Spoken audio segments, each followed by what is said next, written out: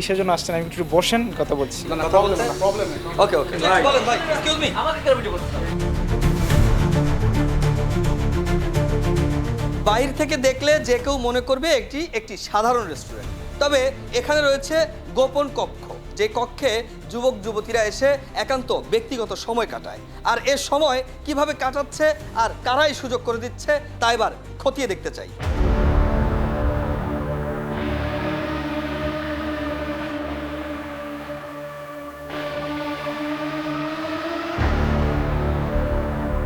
কেউ আছেন এটার মধ্যে?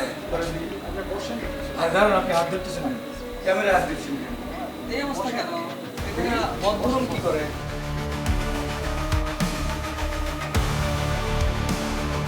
না আমি কিছু না, ম্যানেজার। একটু কথা বলেন। ম্যানেজার বলেন, বসেন, ম্যানেজারকে ডাকছি। ম্যানেজারকে ডাকছেন? তা আপনি ক্যামেরা হাত দিলেন কেন? স্যার একটু নিচে আসেন। ক্যামেরা কেন হাত দিলেন? না আমি তো আপনার কিসের জন্য আসছেন, আমি একটু বসেন, কথা বলছি। আসলে আপনারা যে এখানকার লোক যারা আমি ছিল কি guest, বলবো? কেন চলে গেল বলেন তো?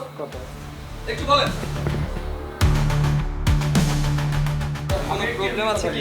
কথা বলতে? ওকে ওকে ওকে ওকে ওকে ঠিক আছে।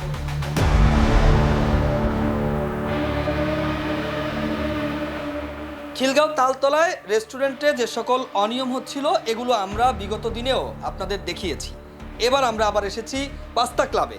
সেই একই ভবনে একই কার্যক্রম করছেন তারা। আমরা দেখতে পাচ্ছি যখন আমরা প্রবেশ করলাম আমাদের উপস্থিতি টের পেয়ে এখানে থাকা যে গেস্টরা ছিল তারা কিন্তু এখান থেকে অতি দ্রুত সটকে পড়ে এবং কর্তৃপক্ষ আমাদেরকে ম্যানেজ করার চেষ্টা করে। সেই সঙ্গে আমরা তাদেরকে প্রশ্ন করি এখানে আবদ্ধ ঘরের মধ্যে কেন এমন ব্যবস্থা করেছেন। তারা এখন পর্যন্ত কোনো প্রকার সৎ উত্তর আমাদেরকে দিতে পারেননি।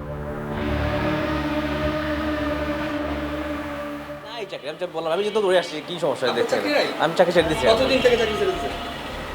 কি কথাবার্তা আপনার? আমার আরে এদিকে আসেন ভাই। বলেন ভাই, এক্সকিউজ মি, আমাকে কেন ভিডিও করছেন? আরে আপনি একটু বলেন যে কবে থেকে চাকরি ছেড়ে দিচ্ছেন? মানে চাকরি ছাড়ছেন কবে একটু যদি বলতেন। এসব রেস্টুরেন্টগুলোর অনিয়ম নিয়ে বারবার সংবাদ প্রকাশের পর কোনো রেস্টুরেন্ট তাদের ব্যবসার পরিবর্তন ঘটিয়েছেন, তবে এখনও দেখা গেছে কেউ কেউ সেই ব্যবসা চালিয়ে যাচ্ছেন। কোথায় তাদের খুঁটির জোর তা হয়তো অনেকেরই জানা নেই।